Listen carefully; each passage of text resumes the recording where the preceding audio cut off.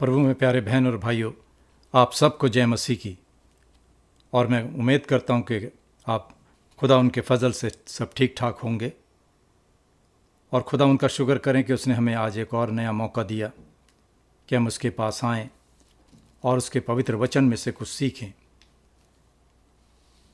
तो आज की स्टडी हमारी लॉर्ड्स डे 43, प्रभु का दिन 43 से ली गई है।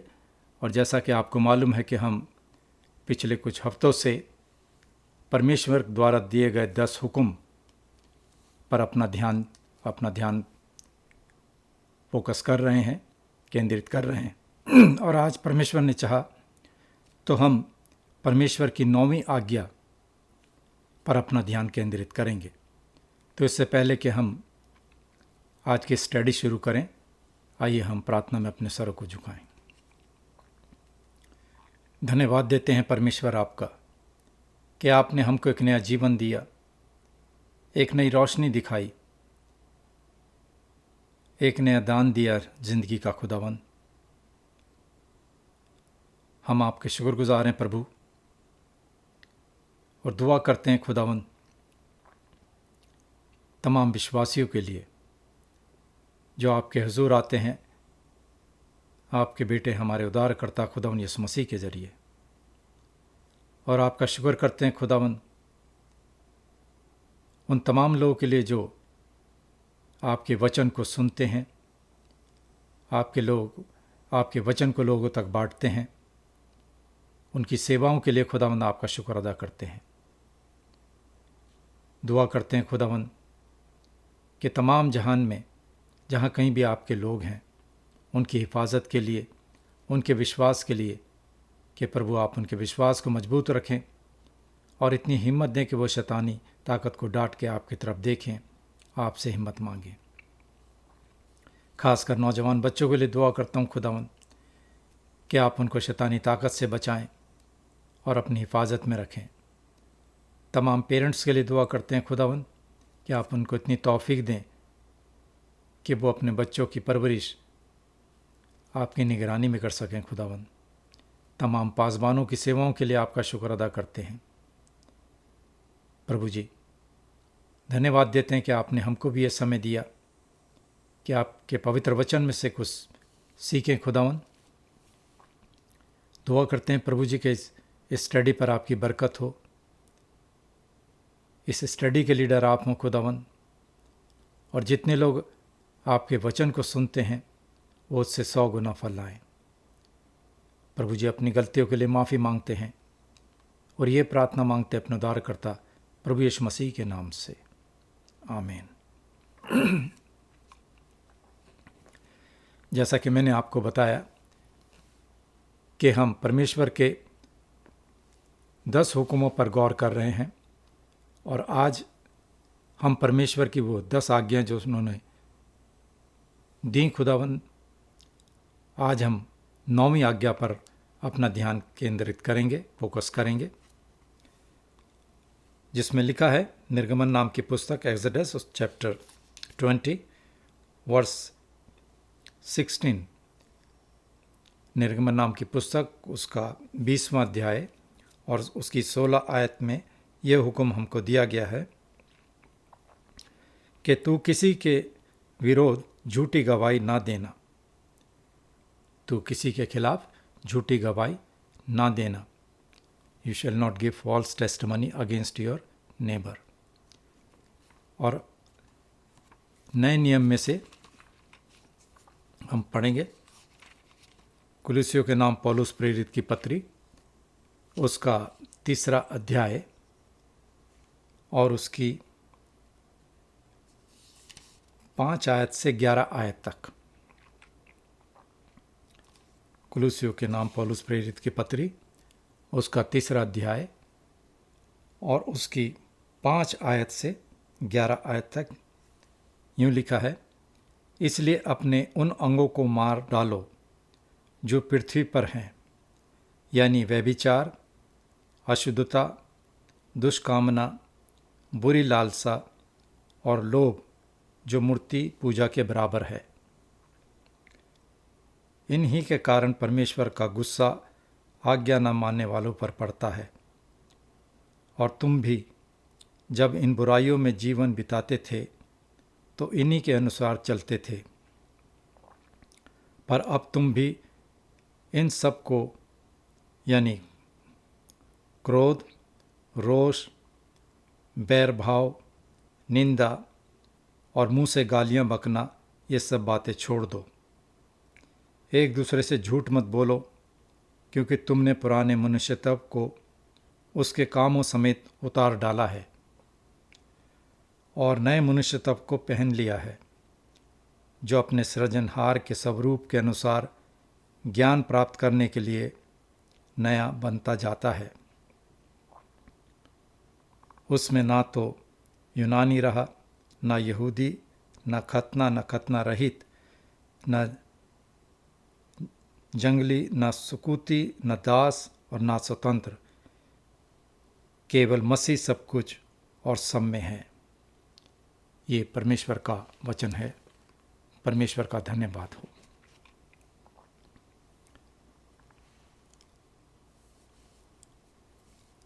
आज का सवाल हमारा जो हम हेडिबल कैटेकिज्म से लेते हैं, लॉर्ड्स डे 43, उसमें 9वीं आज्ञा में हमारे लिए परमेश्वर की क्या मर्जी है, क्या इच्छा है, ये आज का हमारा सवाल है। बहनों और भाइयों, 9वीं आज्ञा में हमारे लिए परमेश्वर की ये इच्छा है कि हम कभी भी किसी के खिलाफ झूठी गवाही ना दें और ना ही किसी बात को तोड़ मरोड़ कर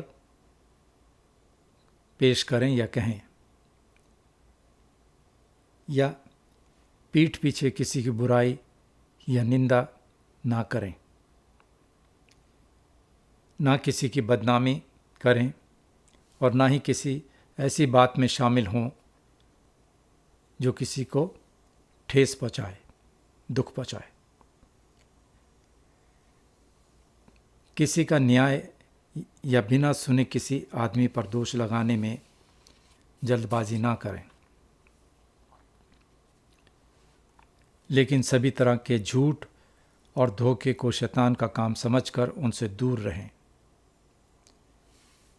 ये आज की हमारी 9वीं आज्ञा जो मैं आपको बता रहा हूँ कि हमें किसी के खिलाफ या अपने पड़ोसी के या किसी भी आदमी के खिलाफ झूठी गवाही नहीं देनी है, जब तक कि हम पूरी तरह से उस बात को ना समझें, क्योंकि ऐसा करने से परमेश्वर का क्रोध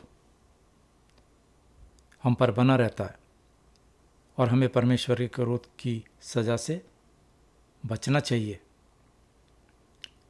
इस तरह सभी न्याय और हर एक बातों में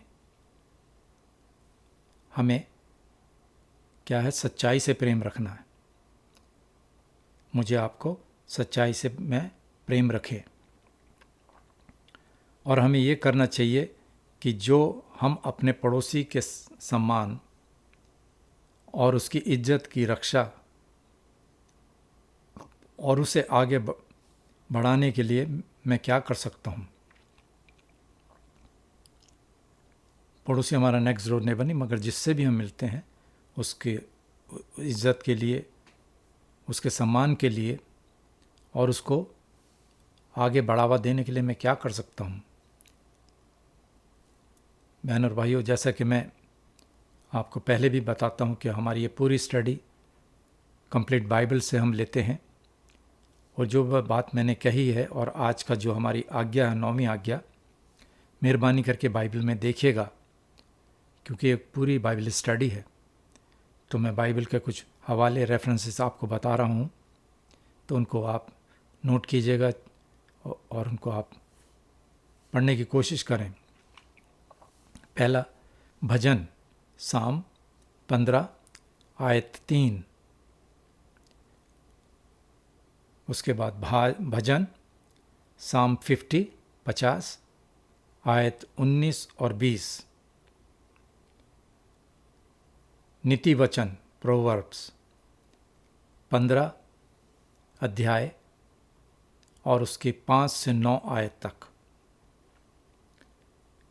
नीति वचन 21 उसकी 28 आयत। नए नियम में मत्ती रचित सुसमाचार उसका 7वां अध्याय 7 चैप्टर और उसकी पहली 2 आयतें 1 और 2। लूका की इंजील उसका 6ठा अध्याय और उसकी 37 आयत वर्ष। यूहन्ना की इंजील उसका 8 अध्याय और उसकी 44 आयत। नीति वचन 12 अध्याय और 22 आयत। पहला कुरिन्थियों 13 अध्याय और उसकी 6 आयत।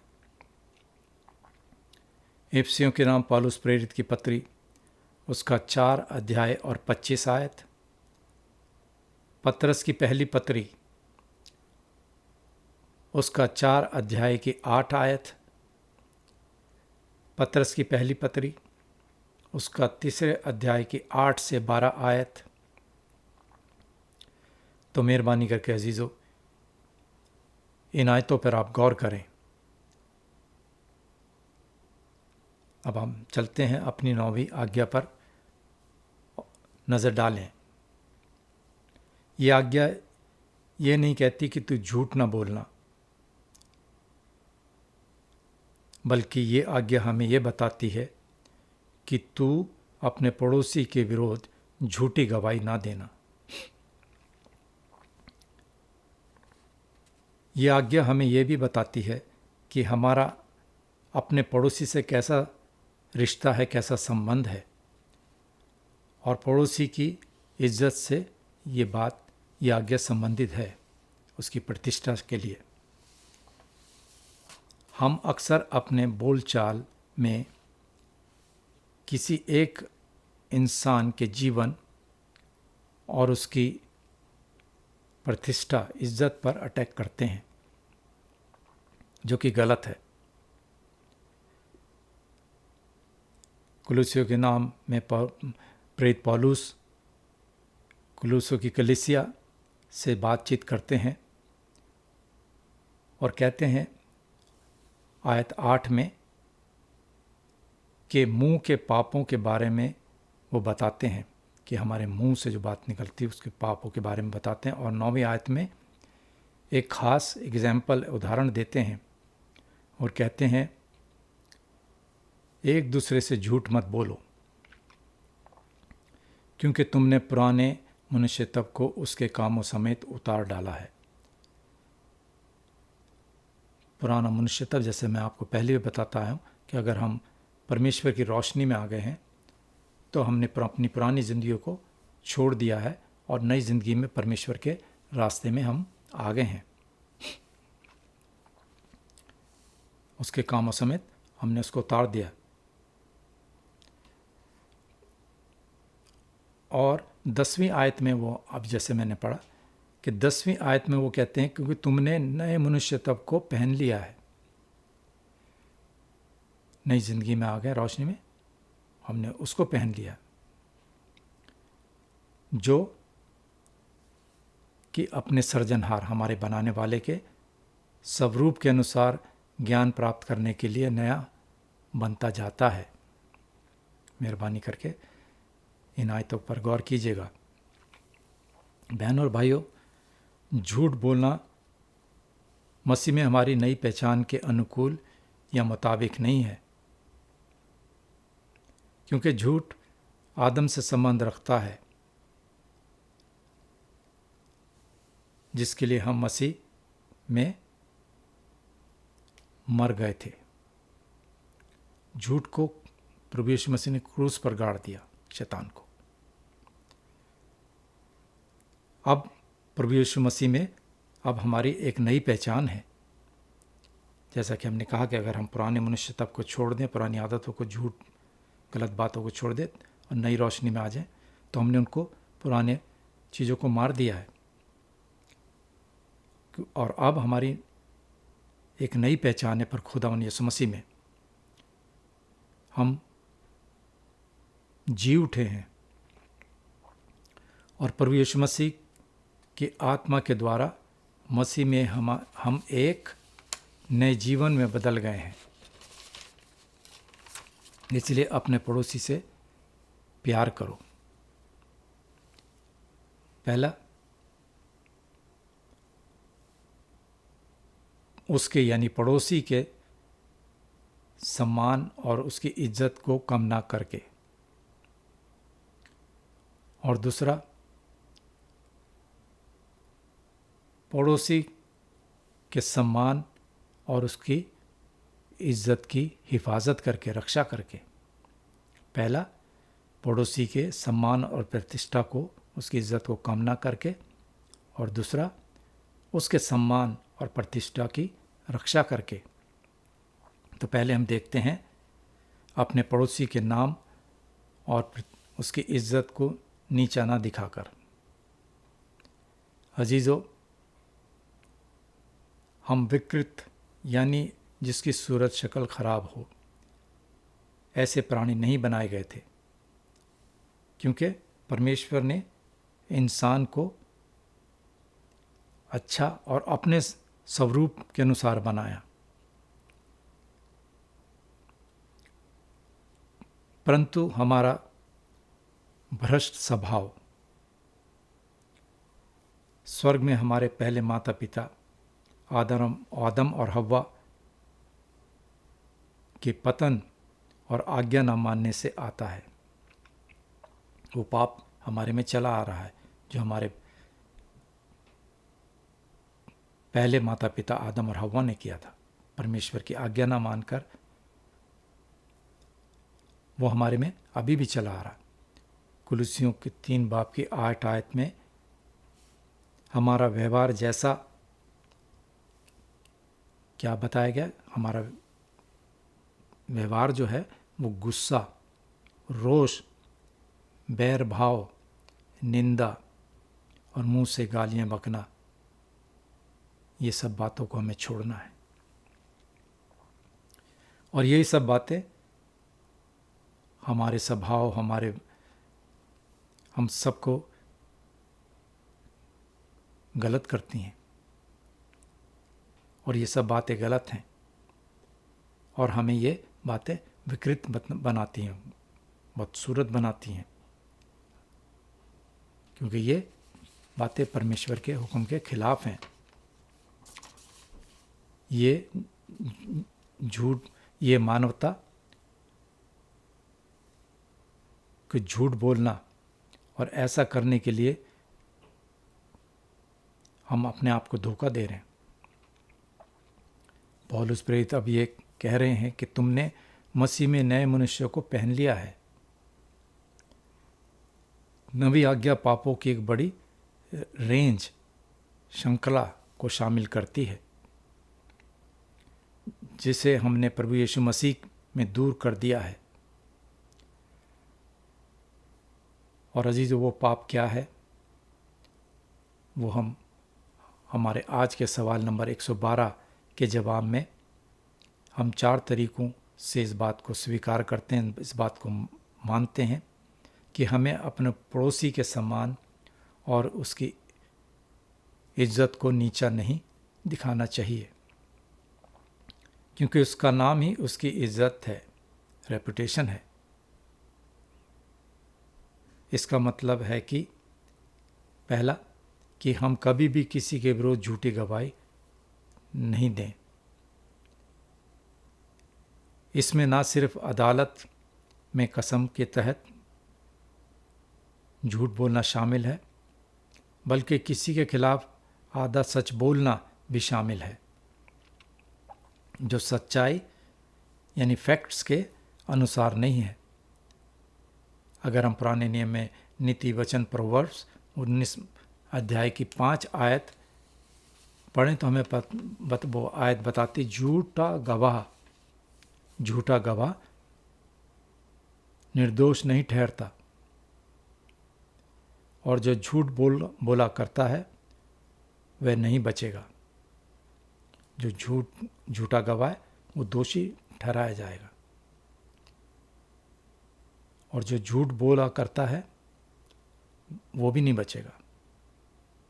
दूसरा कि हम किसी के शब्दों को, किसी की बात को तोड़ मरोड़ कर पेश नहीं करें। किसी के शब्दों को लेना और उसे अपने फ़ायदे के लिए इस्तेमाल करना ये भी गलत है। ऐसा करके हम खुद को अच्छा और दूसरे को बुरा साबित करते हैं, दूसरे को बुरा बनाते हैं। और पौलुस कहते हैं कि उस कलीसिया ने ठीक यही कहा, शब्दों का हेर बदल जो है वो गलत है। जो फैक्ट्स है उसको हमें बताना है, बात को तोड़ मरोड़ के नहीं या घुमा के नहीं।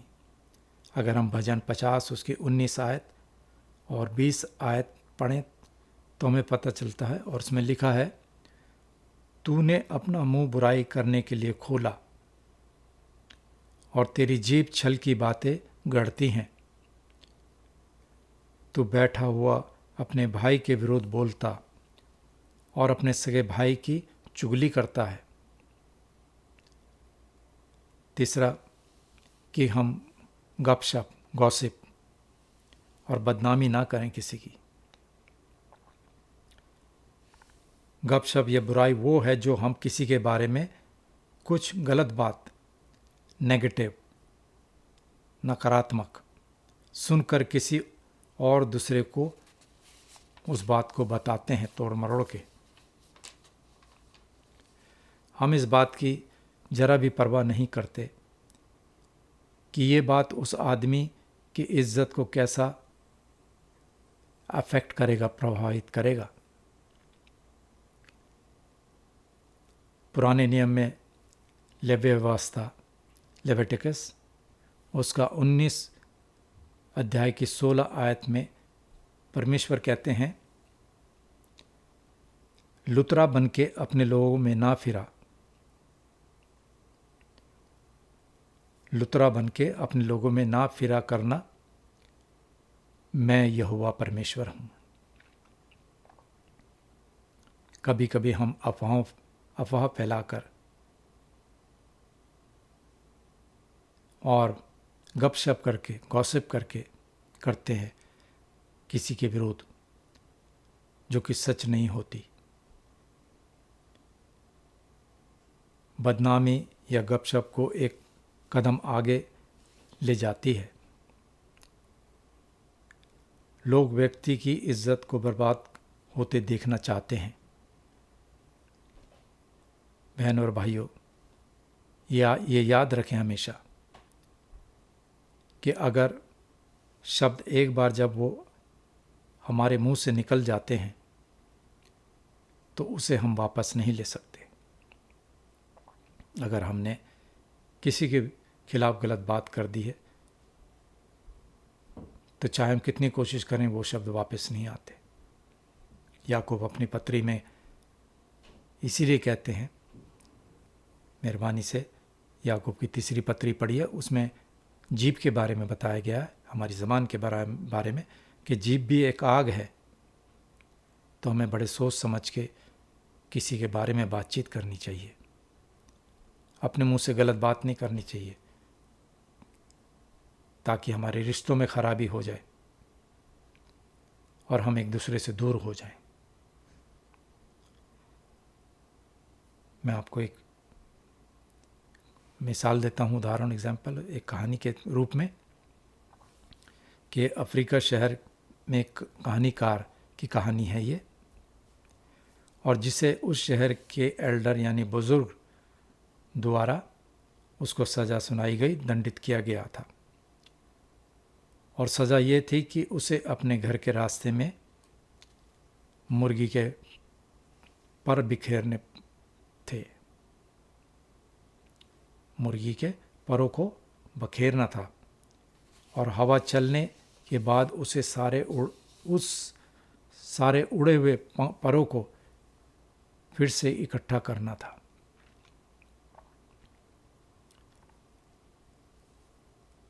जब वह उन्हें फिर से एक साथ इकट्ठा नहीं मिला सका या उससे दोबारा से जमा नहीं कर सका, तो उसने एक सबक सीखा कि बुरे शब्दों को वापस नहीं लिया जा सकता। ऐसे शब्द, ऐसे अल्फाज, ऐसी बात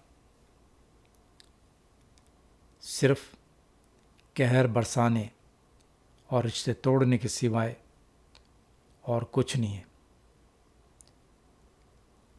तो हमें चाहिए, किसी ने कहा कम बोलो पर अच्छा बोलो। किसी के मन को दुखाने के शब्द से हमें अल्फाजों से दूर रहना चाहिए। जहाँ तक हो सके अच्छी बात करें,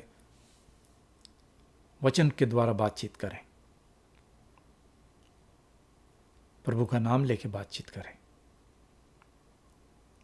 और ना कि किसी जल्दबाजी या बिना सोचे समझे या किसी की सुनवाई या बुराई या निंदा करने में हमें शामिल नहीं होना चाहिए। क्योंकि मैंने जैसे आपको स्टडी में पहले बताया कि हमने पुराने मनुष्य तब को मार दिया है। अब हम नए में आ गए, प्रभु यीशु मसीह में आ गए, तो हमें नई बातें करनी है। पुरानी बातों को तर्क करना छोड़ना है। कितनी बार हम उस आदमी से बातें करने के बजाय किसी और से उसके बारे में बात करते हैं। हमें चाहिए कि हमें डायरेक्ट उस आदमी से बात करनी चाहिए जिससे कि द्वारा हमारा मनमुटाव है या हमारे बातचीत बंद है, और जबकि वो आदमी वहाँ पे मौजूद नहीं है, हम उस आदमी के बारे में किसी दूसरे से बातचीत कर रहे हैं।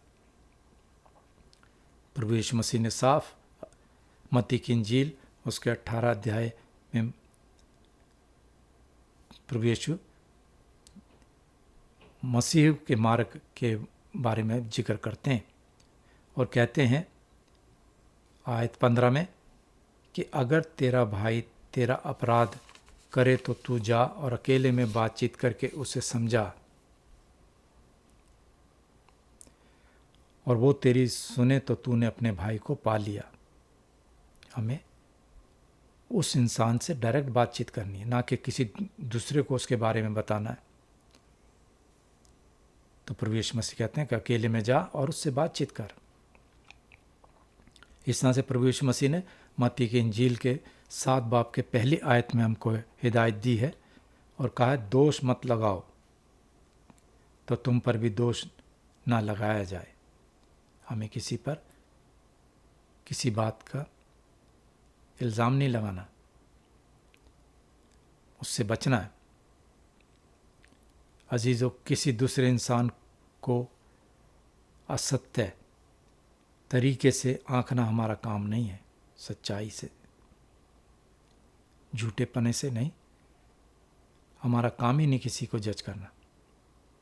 प्रभु यीशु कहते हैं कि तू क्यों अपने भाई की आंख के तिनके को देखता है और अपनी आंख का लट्ठा तुझे नहीं सूझता।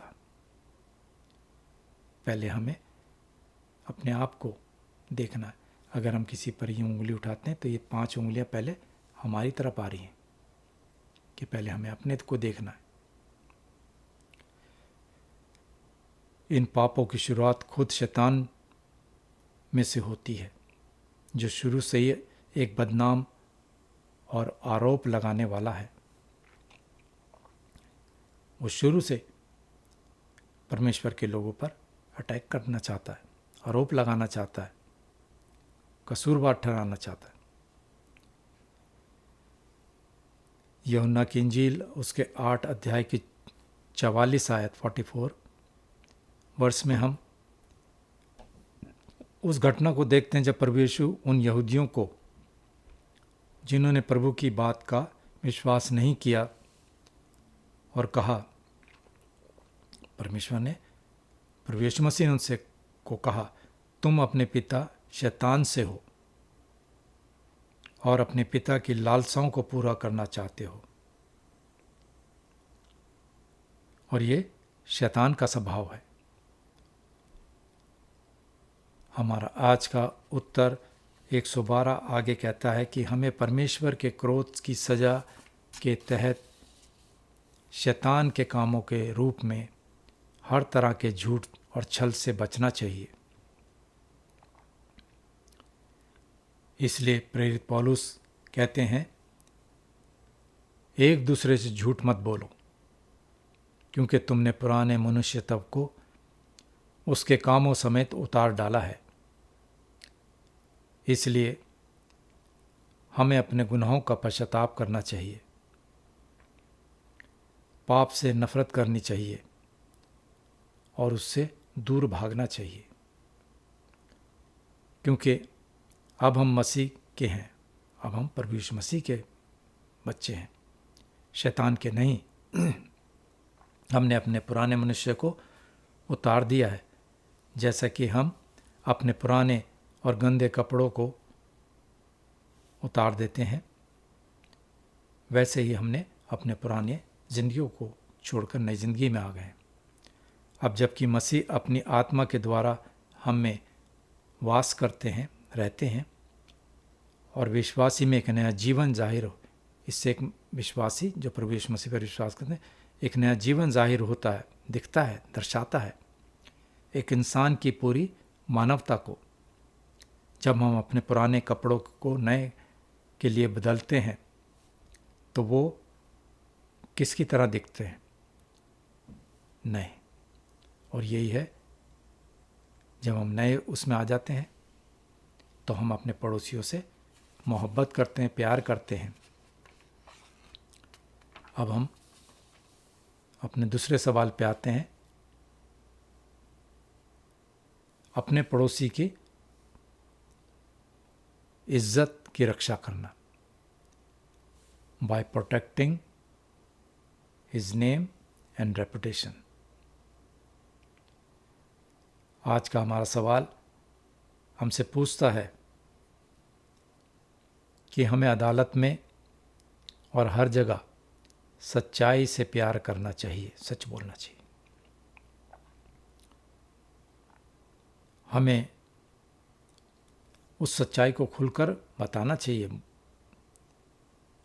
और उस सच्चाई को खुले तौर पर स्वीकार भी करना चाहिए, मानना भी चाहिए। और हमें अपने पड़ोसी के रेपुटेशन और उसकी इज्जत की हिफाजत और उसे आगे बढ़ाने के लिए हर संभव कोशिश करनी चाहिए। अजीजों, इस सवाल के जवाब में दो बातों का जिक्र है। पहली बात यह है कि हमें सच्चाई से प्रेम करना चाहिए, जो सच को खुलकर ईमानदारी और सीधा बोलने से पता चलता है, और खुले तौर पर सच को मानना भी है। सच्ची बात को सच बोलना है और सच्ची बात को स्वीकार भी करना, उसको मानना भी है।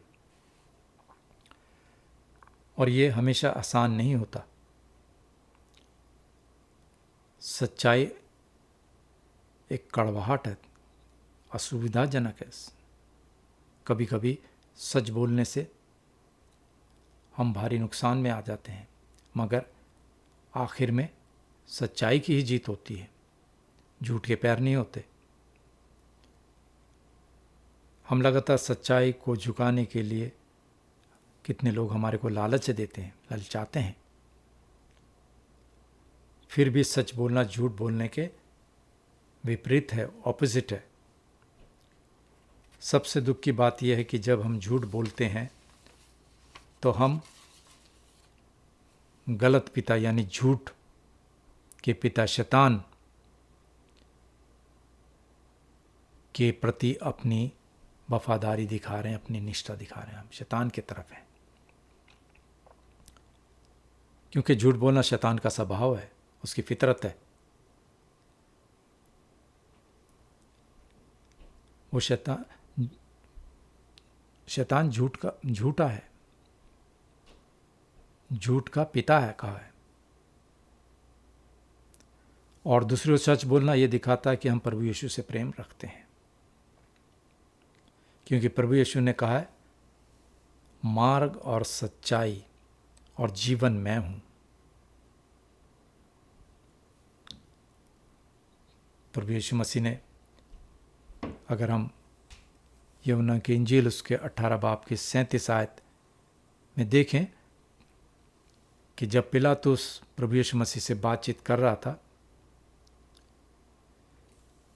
तो प्रभु यीशु मसीह ने सच्चाई का सामना किया और पिलातुस के सामने उस नेक अंगीकार में प्रभु यीशु ने कहा, मैंने इसलिए जन्म लिया और इसलिए जगत में आया हूं कि सत्य पर गवाही दूं, सच्चाई पर गवाही दूं। जो कोई सत्य है वो मेरा शब्द सुनता है। तो प्रभु यीशु मसीह ने पिलातुस को ये जवाब दिया। मेहरबानी से यूहन्ना की इंजील का 18 अध्याय को पढ़ें तो आपको और मालूमात होगी। पवित्र बाइबल में कुरिन्थियों के नाम पौलुस प्रेरित की पहली पत्री उसके 13 अध्याय, जिसे हम लव चैप्टर भी कहते हैं, इस महान प्रेम अध्याय के बारे में लोग जानते हैं जो पवित्र बाइबल से वाकिफ हैं। उसकी आयत 6 में हमने पढ़ा कि प्रेम कुकर्म से आनंदित नहीं होता। प्रेम जो है वो गलत बातों कुकर्म से खुश नहीं होता, परंतु सत्य सच्चाई से आनंदित होता है, खुश होता है। प्रेम गपशप या गॉसिप करने या बुराई करने या झूठ बोलने में खुश नहीं होता, बल्कि ये सच्चाई से खुश होता है। और यही प्रभु यीशु में हमारा नया स्वभाव है।